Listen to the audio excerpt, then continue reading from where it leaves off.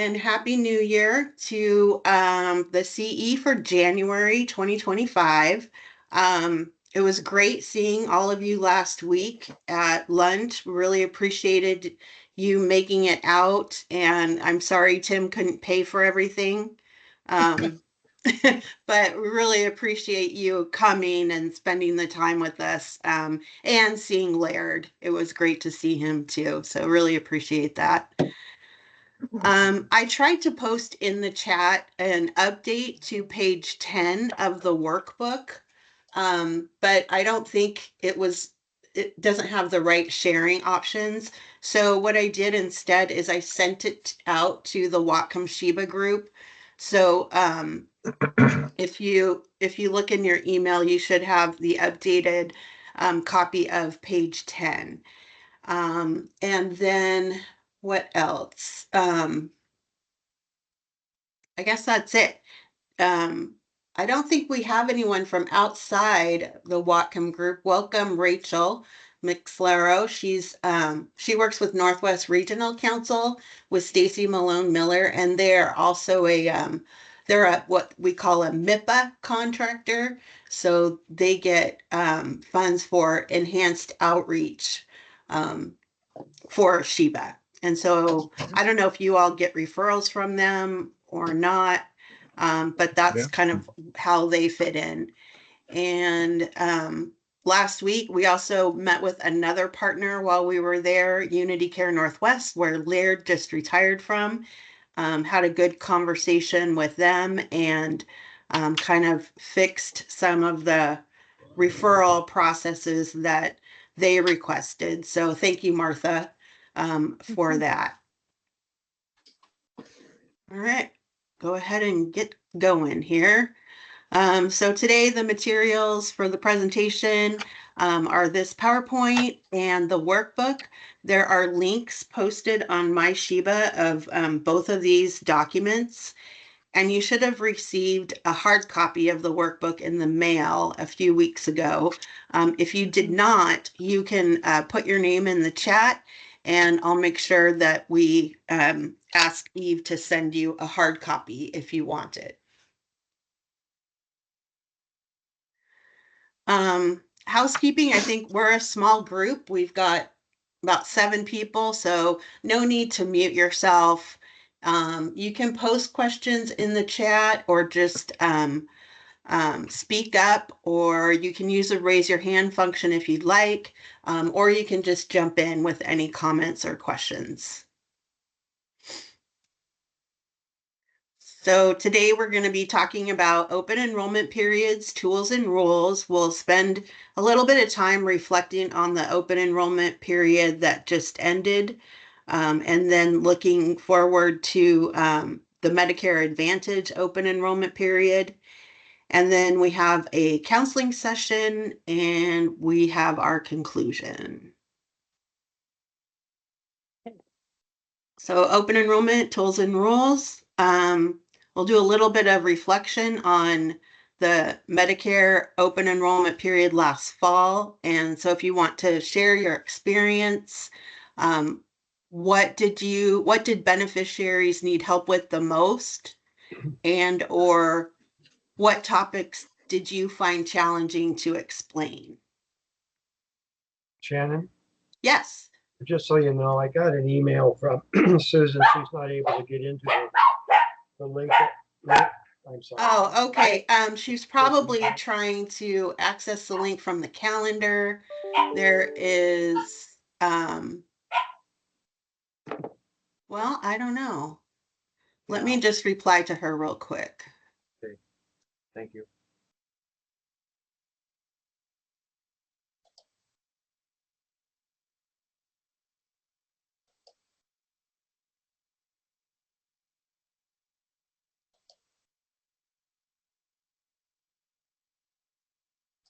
In the interim, Jim, our worksheet looks great. Oh, good. Love it, love it.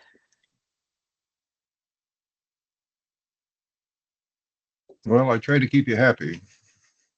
Make me happy, I make you happy. Okay. All right, so hopefully she'll be able to get in. I know I admitted her at one point, but I don't know what happened. Okay. So does anyone want to share about their feedback about what beneficiaries needed help with the most, and or what topics did you find challenging to explain?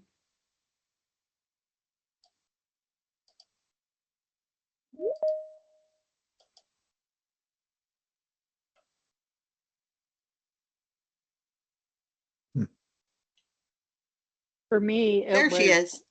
what? Oh, Susan, I'm sorry. I thought Okay, she just saw it popped in.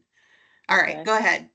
Well, for me, it was at first people were making their appointments, and it seemed pretty par for the course. But then it seemed like if I realized that people were making appointments with everybody and anybody they could get, and they were making them with everybody.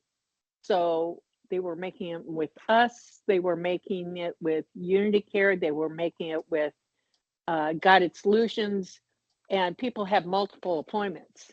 And they were just waiting for the first fish to bite to give them the answer. And so that led to a lot of confusion for a while there. So then I changed the way I asked questions with people, um, because I would say, have you already reached out to other people? Because it tied up a lot of appointments. And then they turn around and they call and they say, "Oh, I got my answer. Thanks. I don't need my appointment." And I'm going, "Well, thank you." But that was my biggest challenge. That and PEB is always on my hit list. But Oh, yeah. PEB, but otherwise, people, just like Tim and I talked, people in general, they don't ask the basic question: what insurance does my doctor take? And is this insurance going to cover the medical needs that I have right now? They don't ask those questions before they look for their coverage. Right. I don't know what Susan, she was in here and then she left and now she's, ugh, hold on a second. I'm really sorry. No problem.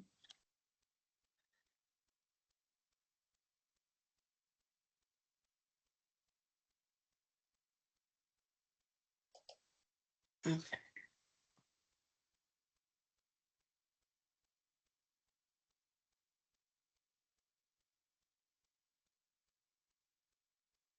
She, okay. Okay. Hello? All right. Thank you for that. Yeah, I wonder if people, yeah, they were just trying to get anyone because maybe it's been hard for them in the past to get appointments, but so you verified with them what other agencies they had already talked to? Yeah, and when their appointments were, Okay. and to sort of reassure them if they had an appointment with another agency, depending on who it was, that they may not need their appointment with us unless they were unsure on what they were getting. Okay. And then I asked, have you checked with your doctor? Do you know what kind, are you under medical care right now that you have to have specialized care? If they don't, and they're healthy as a horse, then they're fine. They need Yeah. to go to their broker and take care of it. Yeah, Tim and I were talking on the way back from Bellingham, just reflecting on what a challenging job you have. Both you and Susan. Just trying to figure out where people are at, what they need, what can wait, what can't wait, all that stuff. So really appreciate all of your efforts that way. Rachel posted in the chat, a lot of people were confused as to the changes to coverage and their plans going away. And they got a lot of questions about that. Yeah, that was probably the biggest takeaway from this enrollment period is all the plans that were leaving and what that meant for individuals and what they Shannon? what were their options and Shannon, also timing. Shannon, I'm sorry to bother you, but Uh-huh. Susan's popping up on my screen, awaiting to be, entered or whatever, admitted. Oh, can you, let me see, manage priority. A second. I'm not there now. Do you have the ability to admit her? Well, Well, I guess. I don't. she's there now. Okay, good, Unverified. Okay. good. Okay, thank you very much.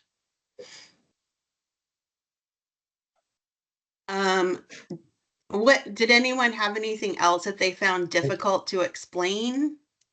Susan, I'm Shannon. Uh-huh. I think I commented this on the town hall, but this open enrollment, because we have so much churn, especially here in the county, with Yeah. Regents leaving, Premier leaving, and drastically changing their plans. We have a lot of people who had opportunity to obviously switch plans, of course, during open enrollment, but also to look at Medigaps. Part of a problem was a lot of people hadn't looked at the plans in years. And so they were asking questions like, well, what most closely matches what I have, which was Yeah, really difficult to answer or try to help them with. Right. Secondly, they were not used to looking around, so that, everything Medicare.gov, everything seemed new to them. And finally, it took a long time to talk to them or visit with them because you wanted to give them full disclosure, but they didn't know what Medigap was. So you were kind of explaining what original Medicare is. So just a few comments. Thank you, Don. Yeah, it was super, super challenging, and people didn't know what they had, what was changing, what their options were. And so I'm sure it took a lot longer. The appointments themselves took a lot longer than maybe they have in the past, too. I'm finding, I'll just add another challenge is if they lost their Advantage plan and they wanted another Advantage plan, depending on where they had their treatment, and what specialists they wanted to see, it wasn't always clear whether their providers would accept the new plan options that they wanted. So, taking extra time to try and figure that out. Yeah. Just to follow up on that for a moment, we did have some unique problems too. The hospital Peace Health, I don't know how many people know this, was in contract negotiations with Kaiser Permanente into November. In fact, they even sent out an internal email that the contract would be ending. So that made it hard to talk to people about Kaiser Permanente without, saying, well, it may or may not be there. Also, WellCare, I don't know if they've resolved this or not. They were not contracted with the imaging radiology folks here in the city, which is a significant issue for a lot of our clients. So that was problematic too. It was hard to find out who was really taking what. Right. Open enrollment. I don't know if companies were trying to hide that information or what was going on, but it was not that easy. Yeah, it was really frustrating. Well, just thank you all for all of your effort during this. I just had a quick question about how many MA plans were offered in Whatcom County? Was it like less than 10 or more than 20? oh, I think there was about maybe 14 on our list that are still Okay. offered. Yeah. Okay. Yeah. All right. I counted them at one point. Yeah, it's hard just the number of plans available and trying to figure out what matches what or what's similar, and then having to figure out if their providers were accepting the plan, if how the benefits had changed, etc. Susan asked a question. How did you find out WellCare didn't have a radiology contract? I guess that's to me was actually from a contact I have with a brokerage agency. They were dealing with the issue because trying to help their, we were just talking and that came up. Uh-huh. Uh-huh. Yeah. Yeah, never would have thought of that. I've heard that brokers can be a good source of information and sometimes problem solving. Not all of them, but some of them. Mm-hmm. All right. Well, thank you for that. If you have anything else to add, if you didn't get a chance to either voice it at the one of the town halls or talk about it here, we still love your feedback. And we'd like to know what your experiences were. If you wanted to voice that, please do. The town halls that were, I think those were the week before last, and those, if you're interested, the recordings are available on the MyShiba website too. All right. So I don't have the polls in here, and I can pretty much guess the answers, but let me know if I'm wrong. I think all of you counseled during open enrollment. I think you did it often, maybe every day, some of you. And I'm sure that the calls on your weekly call logs were at times manageable and at times not. We had to just kind of cut off calls at like during the first week of open enrollment because it was just people were getting flooded. Um, but what I would be interested is, did you feel supported by Sheba staff? And you don't have to respond to that verbally if you're not comfortable, but if you want to provide feedback on how we could have supported you better, we would welcome that feedback.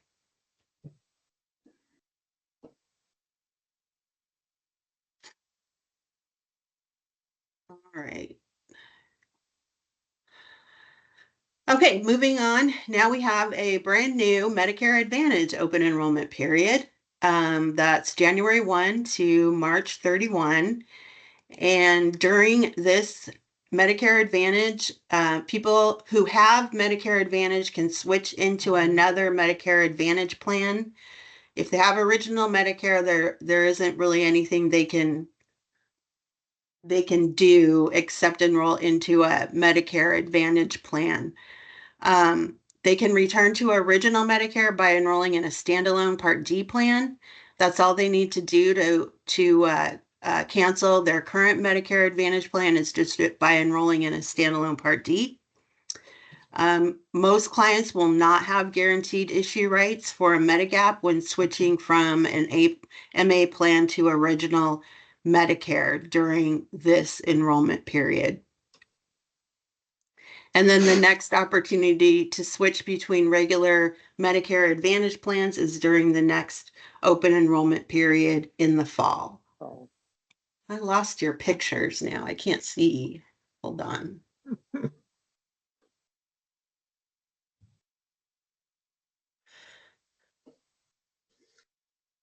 right, there you are. Let's see. Rachel had a comment. I know I'm not a Sheba volunteer, but I felt like the Sheba staff were great all through open enrollment. We had many volunteers put in an amazing amount of effort and to fit the clients in who needed help. And the office hours were also a great resource to give to people.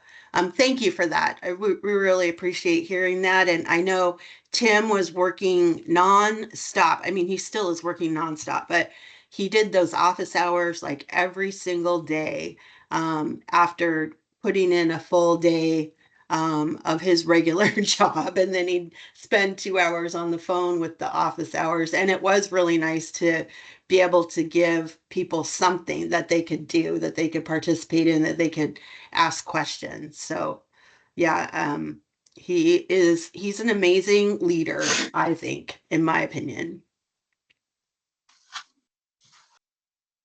Okay. Let's see. So then we have the new integrated special enrollment period, and this allows those full benefit dually eligible individuals, the ones that have Medicare and Medicaid, they can switch, they can elect a D-SNP plan on a monthly basis.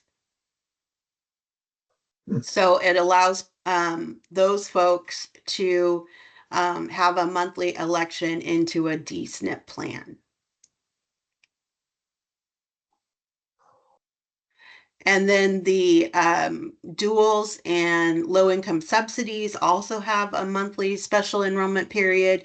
This is for full and partial benefit dually eligible individuals and extra help only individuals to switch to original Medicare and a standalone prescription drug plan, or to switch between standalone prescription drug plans.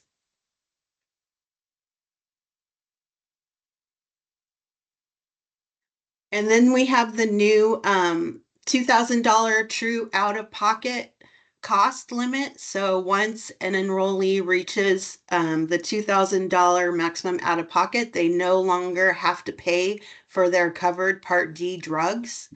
The true out-of-pocket costs include any out-of-pocket payments, such as deductibles, co-payments, or co-insurance, and other payments for covered drugs that certain people or organizations make for a beneficiary. And this is including the Extra Help program. The only thing that's not included is the premium. So when you're in the plan finder, you might see somebody reaching their true out-of-pocket cost before they reach the $2,000. And that is because of the other organizations that are paying for part of the drug costs. It could include things like, I don't know, different pharmacies have different agreements with the drug companies, and sometimes they pass that along to the beneficiary, and that discounted rate is included in the true out-of-pocket cost. So if the pharmacy was charging like $25, for example, and the retail cost was $50, then that $25 that the consumer doesn't have to pay is still included in that $2,000 true out-of-pocket cost. I don't know if I'm explaining this right, but that's why when you see in the plan finder, some people will enter the catastrophic phase before they reach that $2,000 maximum out of pocket. Shannon, Yeah. maybe you include this, but the other thing too is that if a drug is not included on the formulary, it doesn't count towards the 2,000. Right. It's Yeah. only covered drugs. Only covered drugs. So if they're on Ozempic, for example, and they're not diagnosed with diabetes, currently Medicare isn't covering that, and that would not be included towards the troop. A client, Susan posted in the chat, a client was telling me the other day that not all drugs are included. This does not sound right to me if it is a covered drug. It should be every covered drug. If it's on their formulary, it's considered covered. Does anyone else run into that? There is a situation, I think there's a rule that every formulary has to pick up at least 2 of the drugs or cover 2 of the drugs in a particular, category, if you will. Yeah. And then the others they can exclude. Of course, what's excluded can vary then by formularies. At least that's what I understand. I know that when you go into Medicare.gov too, there will be times when you will see they'll just say not covered, and then that's clearly not covered. Right. And the other issue, like Ozempic, I'm not very sure how that gets handled. Or it could or could not be covered.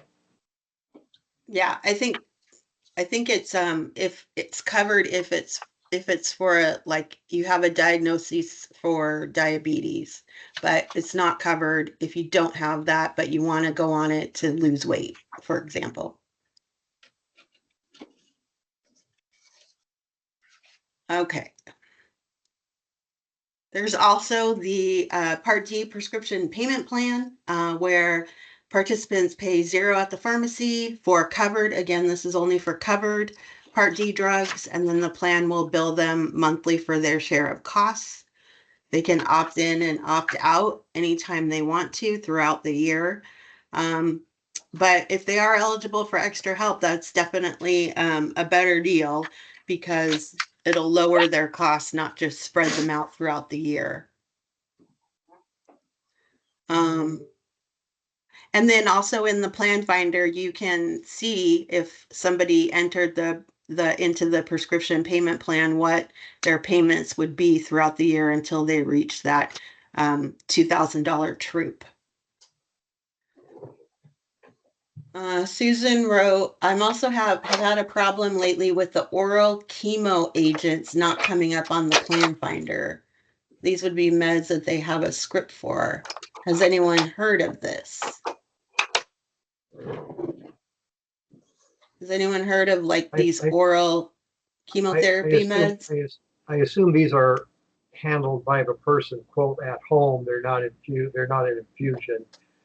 And it's something new, or just something we haven't run into much before. I'm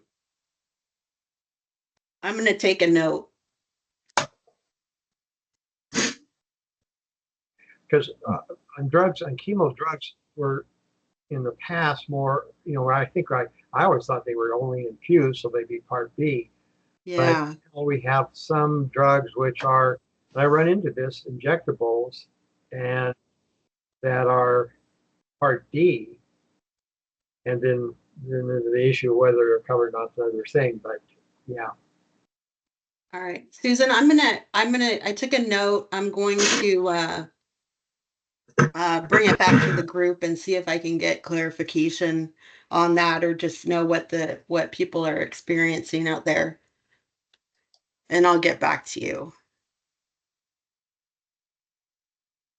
We've updated our Medicare Quick Reference Job Aid with the 2025 costs for the premium, the deductibles, the IRMA amounts, etc. So that's available on the MyShiba website as well.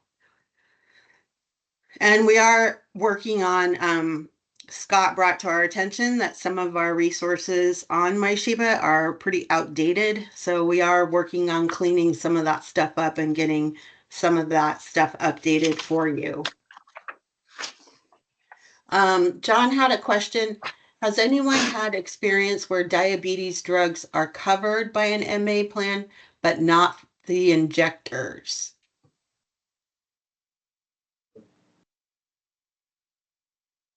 So like the syringes, they'd have to pay out of pocket for the syringes, but not for the actual insulin itself? Huh. I thought that was under its category, it's like under supplies. Part B, okay.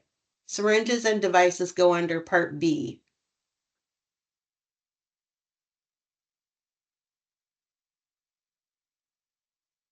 Does that help, John?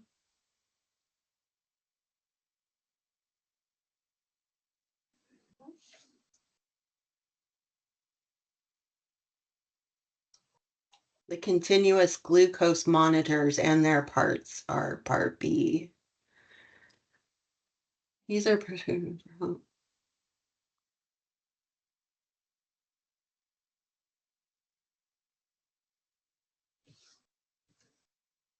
I'm going to take another note.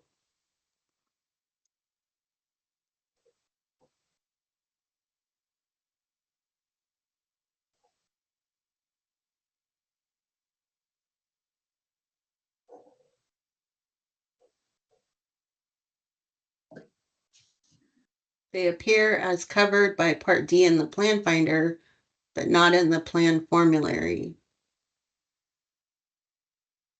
Well, then, so they should be covered. Okay.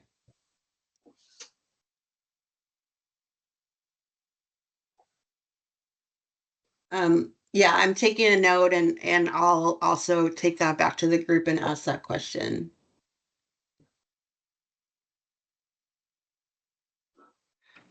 All right, so everyone's favorite part, we have a counseling session. We're going to imagine that a Medicare beneficiary named Maria has been on a Medicare Advantage plan for several years, and she liked it. She thought it was affordable, but this year, when she went to fill her prescriptions in January, she was shocked by a big jump in cost. Last year, she had been paying a manageable amount of out of pocket, but this year, that same prescription was much pricier. Has anyone had a case like this yet? Oh, yeah. Yeah, I think that's happening a lot. All right, so the counselor feedback form is on page 36 of your workbook, and the transcript, if you want to read along, is on page 31. So I'm going to start the recording and pray that you can hear it. We'll see what happens. Give me a thumbs up when you can hear it.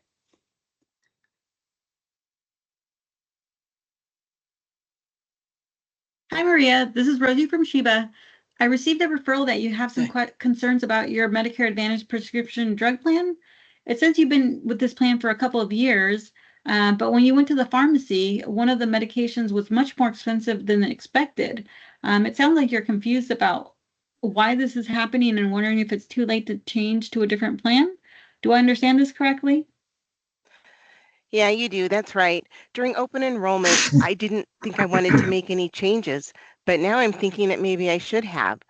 When I went to pick up my medications yesterday, one of them was outrageously expensive. I've been taking this medication for years, and it's just never been this costly. Is there anything I can do? Oh, I'm sorry to hear that, Maria. Let's definitely talk about your options and try to figure this out together. Oh, that'd be great. Thank you.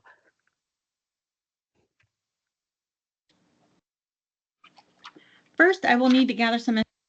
Okay, I'm going to pause it right here. We're kind of doing it a little bit different this month. We're going to do a couple pauses and to discuss. So, what do you think Maria's options are at this point?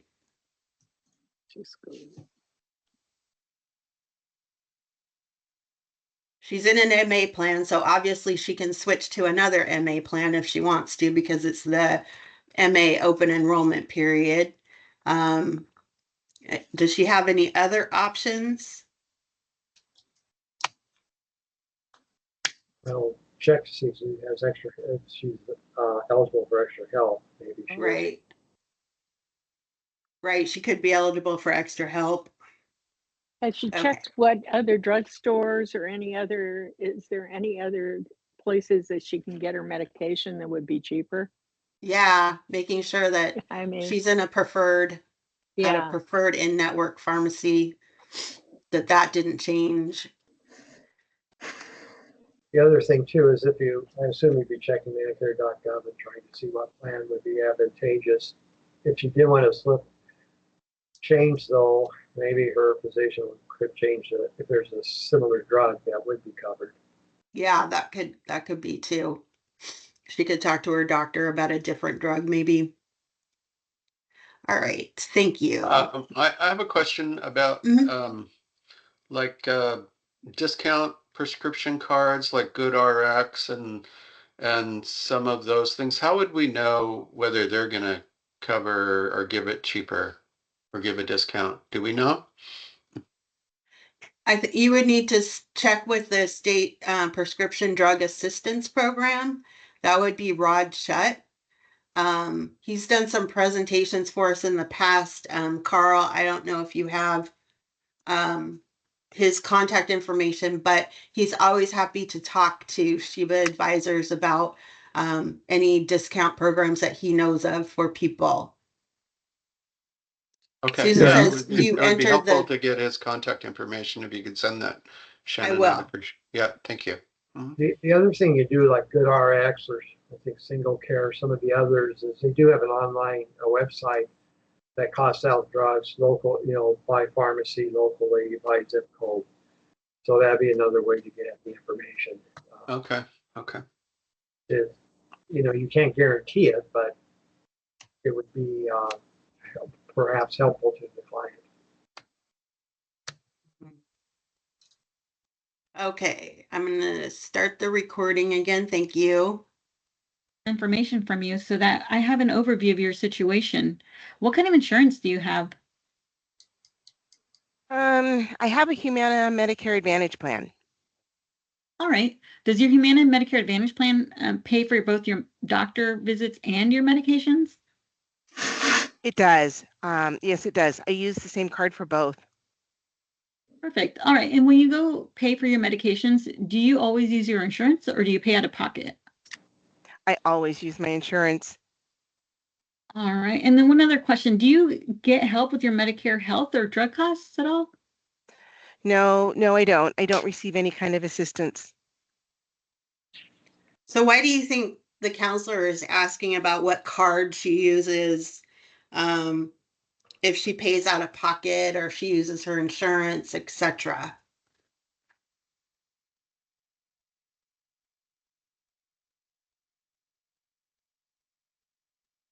I need to know.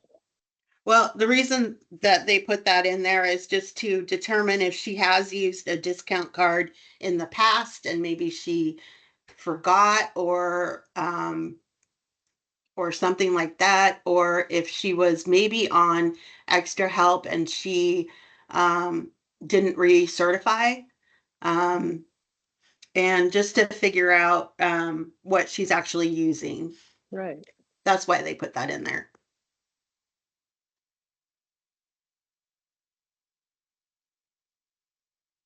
All right. And when you went to pick up your medications yesterday, were you using the same insurance card you had last year, or did you get a new card issued to you this year? It's the same insurance card I've had for the past few years.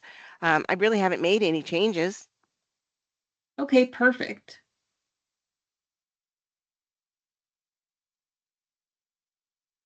So here's what we'll do next. Let's check the Medicare Plan Finder tool to see what Medicare Advantage plans provide the best coverage for your medications and which are in their preferred in-network pharmacies. Then we'll review the different plans, which will help us evaluate your expected cost for the rest of the year, and it'll show us if and when you are expected to meet your deductible. So reaching your deductible might lower your cost for the remainder of the year, and reviewing the plan will also show us whether you're expected to reach that $2,000 maximum out-of-pocket cost. Do you have time to go through this now, or should we schedule a follow-up call? Oh, I have time to do this now. That'd be great. I even have my medications with me. Oh, perfect. So let's get started. I'll enter your information into the Plan Finder, and then we'll review the pricing and any potential changes you'd like to make.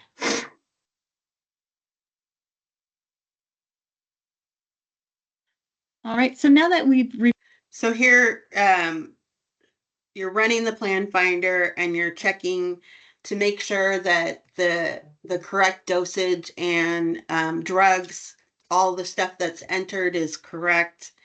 When you're running the Plan Finder, what you're not just looking at the drug costs, you're also looking at the overall plan benefits for the client, and you're looking to see when her cost might start to go down, such as when she reaches her $2,000 max out of pocket. Like Martha said a minute ago, you're checking to make sure that if another pharmacy might save her money. Anything else?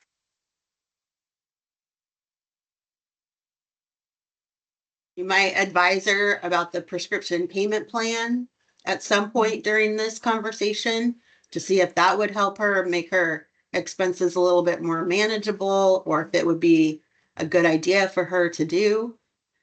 I think that she should see if she qualifies for extra help, not just take her word for it. She may not know what extra help is. That's a really good point. In fact, we were just doing the recording for the transcript for next month, and that it's that situation where the scenario is that somebody is having kind of the same issue. But she had applied for extra help 3 years ago and didn't qualify. Well, 3 years ago, they were counting assets. And now in Washington, they're not counting assets. So it's just income. Shannon, So is that that's a good true? point. Is that true if you apply directly for extra help, or if this is the assets? I thought they still counted assets if you apply directly, and they don't count them if it comes through the state. That's a good point. So yes, they would have to qualify for one of the MSP levels. If they're above 138% of the poverty level, between that 138 and 150, then they would have to apply through Social Security, where they do an asset test. So yeah, you're right, Don. Thanks for bringing that up. Review the Plan Finder results, it actually appears that your Humana plan, in comparison to the other plans in your area, is still the best value in terms of prescription drug coverage. This breakdown also shows us when you will meet your deductible and when your monthly costs will start to go down, and you'll have fewer out-of-pocket expenses. Additionally, your yearly maximum out-of-pocket for covered prescription drugs is limited to $2,000, even if there are changes to the drugs that you take. So if you're comfortable with your coverage overall, I think staying with your Humana plan might be the right choice. Oh, okay. That sounds good. I actually really like the extra benefits that my Humana plan has. So I'm thinking that, yeah, I'll just stay with the coverage that I currently have. All right. So then it seems like you're all set. You don't need to make any changes today. So I'm glad we were able to go over this together, and that I was able to help you feel more confident in your current plan. So it seems like you're in a good position for the rest of the year with Humana. Do you have any other questions or anything I can help you with? No, no, I don't. I think I'm okay for now. Yeah, no, it's been a really productive call. I really appreciate it. Thank you so much. Not a problem. I hope you have a great day. Bye-bye.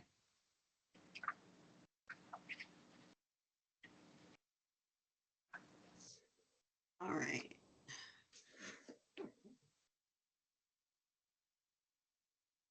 What happened to my presentation? There we go.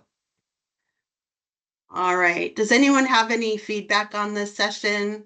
Was it realistic? Did the counselor do a good job in explaining things? Is there anything she missed?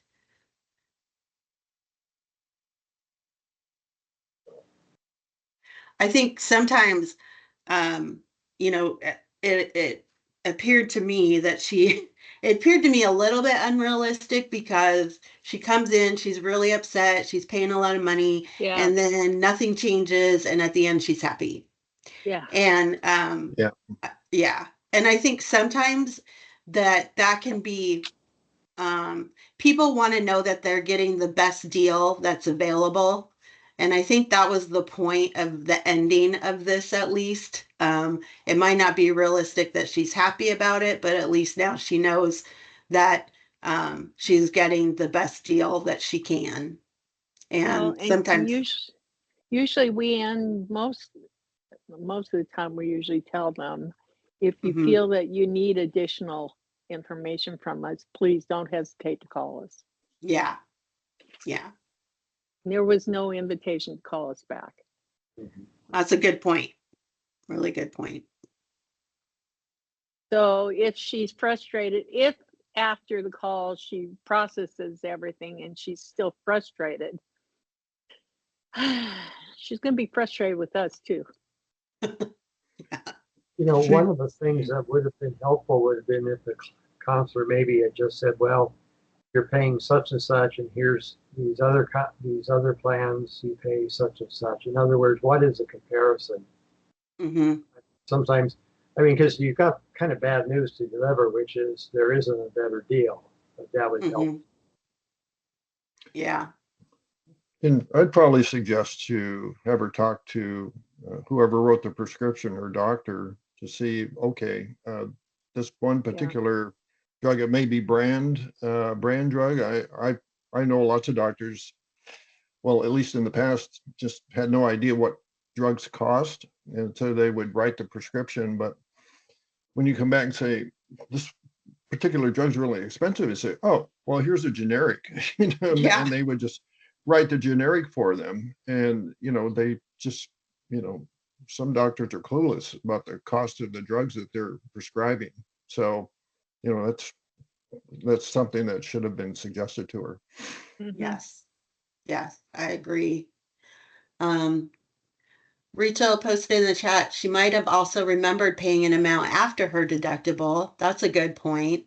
And felt better realizing that the costs are always higher at the beginning of the year. Right. Yeah, thank you. And then John, doesn't the plan finder suggest generics automatically?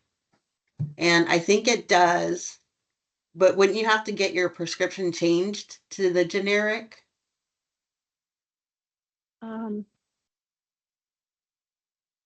Yeah. Yeah, I think so. Yeah. Yeah, the pharmacies usually ask you to contact your doctor and have it Okay. changed to a generic now. Yeah. Used to be you didn't have to, but now I- they do recommend that you contact your doctor and have them switch it to a generic. So if there most of had the been a doctors- name brand drug, you could have run the plan finder with the generic just to see if it would lower her costs Yeah. at all. And then she would know that it'd be worth her while to talk to her doctor about it.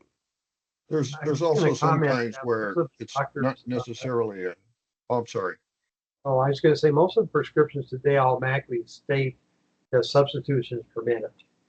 Okay. Oh, okay. The generic. So this is less of an issue. I mean, it can still be an issue, but it's just so you know, a lot of doctors will write whatever, amoxicillin, but then, substitution permitted, so whatever the generic is available. Okay. Yeah, it's broader than just substituting a generic. There's alternate drugs that Right. that they can prescribe. I had a client not too long ago that happened to be taking the same prescription I was taking for glaucoma, but it was a different drug to treat glaucoma, and it was like, I don't know, 10 times more expensive. And I said, well, I'm no doctor, but you might ask your doctor about alternate drugs for the, that do the treatment. It was basically, it was a case that it's possible that they could substitute another prescription, not just a generic. Yes. Yes. Thank you. Thank you for all that feedback. I really appreciate it. All right, so we made it to the conclusion. We're hoping that you have a clearer understanding of the cover of the Medicare changes for 2025 and that you feel prepared to counsel Medicare beneficiaries during the open enrollment period. So, you guys are also experienced that I feel like you probably came into this knowing what there was to know. I think a lot of the learning comes from the discussion between you all. So I appreciate everyone contributing. That was great. But like I said, I'm sure you all came into this with a clear understanding of the changes. But please let me know if there's anything that you need clarification on, and I can find it for you. Shannon, I think next month, it was touched on this month, but we really didn't go into it, the dual eligibles. Yeah. I mean, I'm kind of lost anymore. I am actually lost. First of all, a lot of our clients don't really know if they're eligible for dual eligible, and they certainly don't know if they're on full Medicaid, partial Medicaid, or whatever. We don't have access to that information. It gets, and I guess I know I had one yesterday, somebody who was in the situation, she was going on Medicare because of SSDI and so on and so forth, and transitioning from Apple Health. It turned out she knew that she would have Part B covered, but that's about all she knew. And from there, is she eligible for dual coverage or not? I just don't know. Yeah, and what I can say is that next month we're having this whole thing is going to be about MSP, and the lunch and learns for February and March are both going to be including a representative from the HCA and a representative from DSHS. So those folks will be doing presentations during the lunch and learns, and we will be talking solely about MSP in the next continuing education class. So hopefully that answers some of your questions. If you Well, have specific, it really doesn't. As I read ahead to last, it's out there on the website now, and I'm don't want to belabor it, but for next month, if someone can take a look at it and understand, we do not have access yes. to who's on what plan. We don't have provider one access, for example. And I did a lunch and learn just recently where DSHS was or HCA was doing it. And it sounded like they assumed that everyone had access to that. So just FYI, I mean, that's something that we don't know. And right now, the only thing I do eligible I can think of doing is refer the person to the companies. Because I don't have a way of eligibility or suggesting eligibility, let's put it that way. Yeah. So anyway, just for the future. Yes, yes. And if you are in the lunch and learn and want to bring that up, please do. So, oh, John put a note in the chat. There is a menu item on DSHS phone system that can tell you the status of MSP for a client. I have used that. Have you used that resource, Don? I didn't know about it. You didn't know? I thought you had to have a, I'm sorry, I'll have to take a look at it. There was, a while back, we discussed some systems they had where you could look up information, but you had to have an agreement with them of some kind. But I'll check it out. I know if you have like the Medicare ID number, there's a phone number you can call to find out what level I don't know, where you can find out the client's specific information.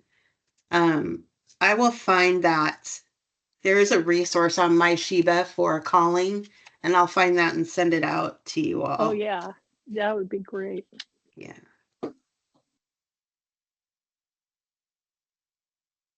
Okay. Yes, and you do need the Medicare number. Thanks, John. Not you can substitute the Social Security number for that phone call. Okay. Okay. And I think maybe date of birth. I'm not sure. I know there's an alternate one there. I've used it in the past. Okay. Okay.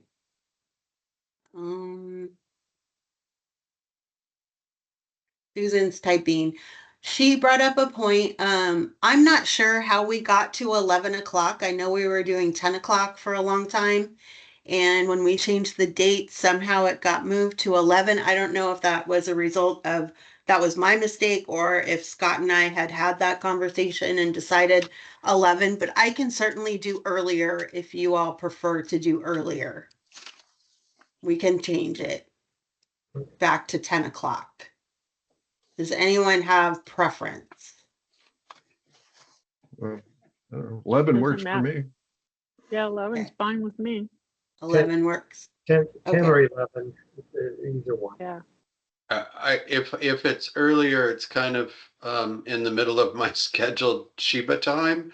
Since I was doing Tuesday morning, so I've adjusted it to move like 8:30 to 10:30. But if it's at 10, then it's kind of right in the middle of that. So 11's better. Yeah. Otherwise, I would have to change my day. Yeah. Yeah. All right. Well, we'll keep it at 11 for now. Just if that changes, just let me know because I can certainly accommodate an earlier time or 11. I like 11 too. It's right before lunch. Yeah. Yeah, no, it works fine. Yeah. Okay. 11 works better for me. So. Okay. All right, well, that brings us to the end. We've already had the luncheon. Oh, okay, we've updated this.